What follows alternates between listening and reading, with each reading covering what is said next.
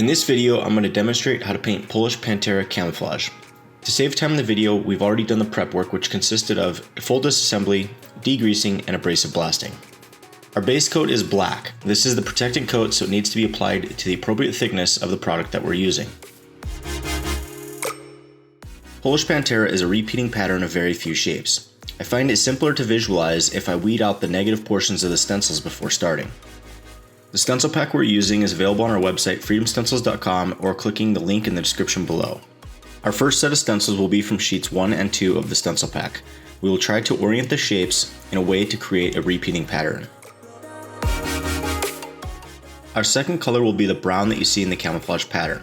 We want to apply this just thick enough to cosmetically cover the previous coat, but not thick enough to build up edges at the stencils. Our next set of stencils will come from sheets 3 and 4 of the stencil pack. We will again orient these to create a repeating pattern. Our third color will be the darker of the two greens.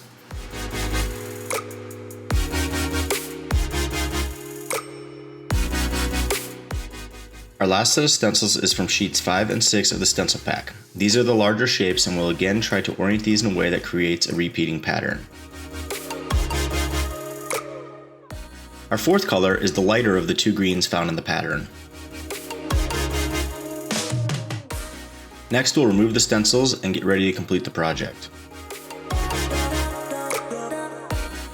A great final detail that really gives the project life is a light distressing. One way to accomplish this is to detail the project with black and then rub it down with a fine steel wool. And that completes our Polish Pantera Camouflage project. If you liked the video, make sure you hit the like button, share, subscribe, and comment in the comments below. You can also support this channel by visiting freedomstencils.com. Thank you very much, and we'll see you next time.